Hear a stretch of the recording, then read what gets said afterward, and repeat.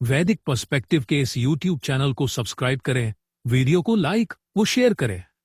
ओम आनासत्या त्रिभ्य एकादशई है इह देवेभ्यः यातम मधुपेयम अश्विना प्राआयुः तारिष्ठम निहरपांसि मृक्षतम सेधतम द्वेषः भवतम सचा भुआ।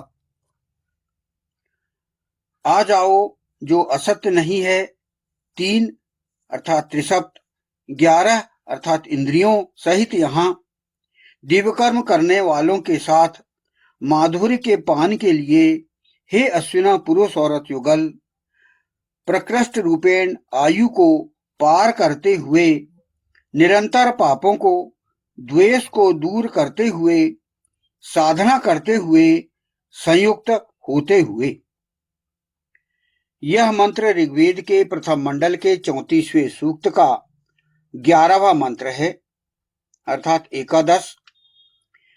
इस मंत्र का प्रमुख विषय जो कि पिछले ही 10वें मंत्रों से चल रहा है वह है अश्विना पुरुष औरत युगल, और इसका छंद है जगती और स्वर है पंचम। 34वां सूक्त हमारा अनवरत है और इसमें कुल 12 मंत्र हैं, और इस 12 मंत्र के हमारे भाष्य में 10 मंत्र तक हो चुका है, और यह 11वां मंत्र का हम यहाँ पर भाष्य प्रारंभ करते हैं, इसको समझने का प्रयास करते हैं। इसका प्रथम फुटनोट यहाँ पर प्रस्तुत है। आ जाओ जो असत्य नहीं है, 3 अर्थात त्रिसप्त, 11 अर्थात इंद्रियों सहित यहाँ इसका मंत्रांश है। आयातम न सत्या त्रिभ्य एकादशई है इह, ये है इसका मंत्रांश।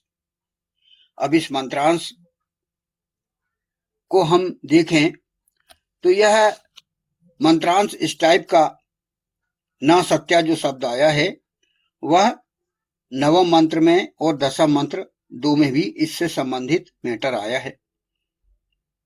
इसका मंत्र हम समझते हैं। इस मंत्र में पुनः ऐसे अश्विना पुरुष औरत युगल को आहूत किया गया है जो असत्य नहीं है। वेद सत्य को अत्यधिक महत्व प्रदान करता है। ऐसा पुरुष औरत युगल जो सत्य को अपने जीवन में अपना ना सके, वेद पर आचरण नहीं कर सकता।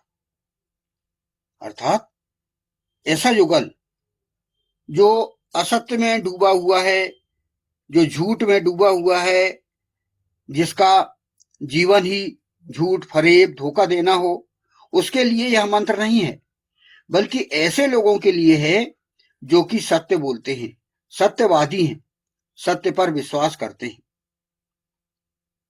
अतः ऐसे युगल को जो असत्य व्यवहार करने वाला ना हो, उसे ही यहां आहूत किया गया है। ऐसे व्यक्ति को आहूत किया गया है जो कि सत्कर्मी हो, सत्य बोलता हो। यह विशेषता इतनी अधिक आवश्यक है कि विगत 2 मंत्रों से लगातार इसका उल्लेख किया जा रहा है। यह तीसरा मंत्र है जहां पुनः इस विशेषता का अनिवार्यत्व स्पष्ट किया गया है। तो यह जो बात है ना सत्या, यह नवम मंत्र में भी इसका उल्लेख मिलता है। तो नवम मंत्र के अंतिम वाला मंत्रांश क्या कहा गया है?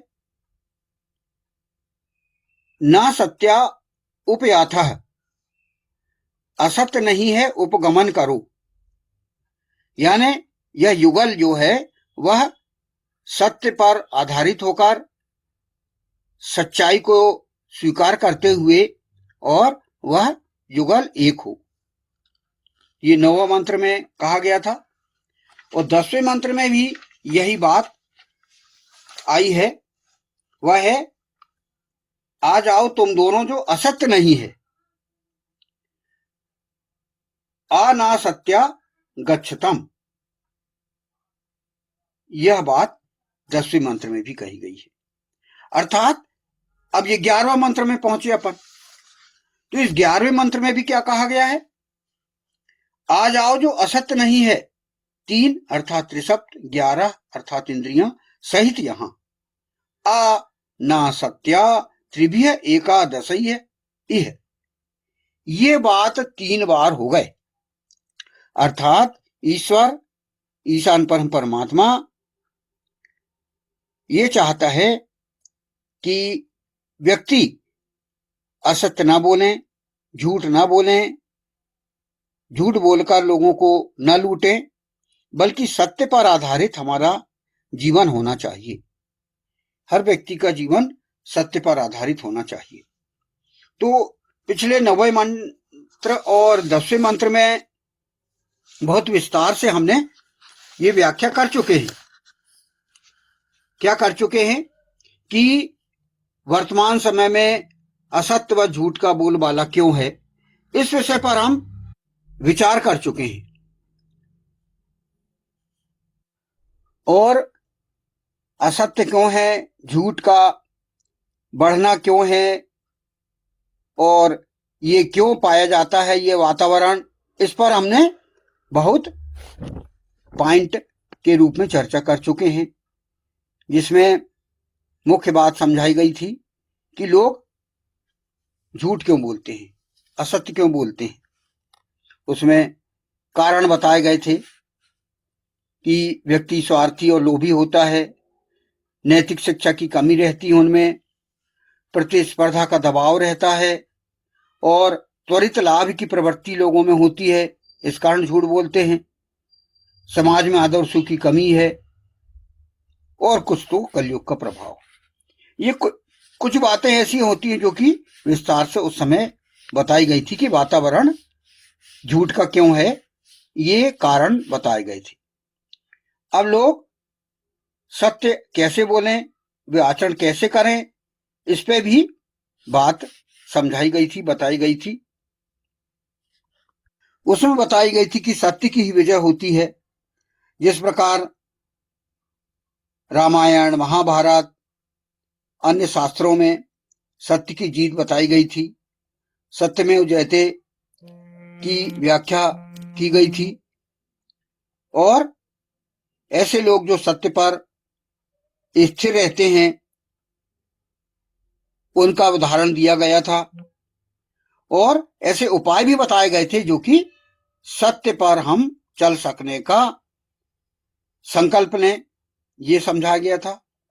सत्संग और अच्छे विचार लाएं हमारे मन में, लोभ और भय का पर नियंत्रण हो हमारा, आत्मचिंतन और ध्यान हमारा रहे, छोटे छोटे सत्यों का पालन करें, तभी हमें सत्य बोलने की आदत पड़ेगी। ये कुछ ऐसे बताए गए थे। कुछ आदर्शों का उदाहरण दिया गया था, जिसमें राजा हरिश्चंद्र की बात कही गई थी, महात्मा गांधी आदि ये बात कही गई थी इन मंत्रों में।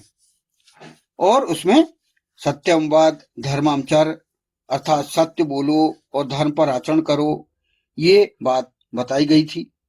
और वेदों के उदाहरण दिए गए थे, जिसमें कहा गया था कि शब्द के मार्ग पर चलने वाले कुछ मंत्र थे, जिसमें कहा गया था ऋतम च सत्यम च विधा तपसो अध्यजायत।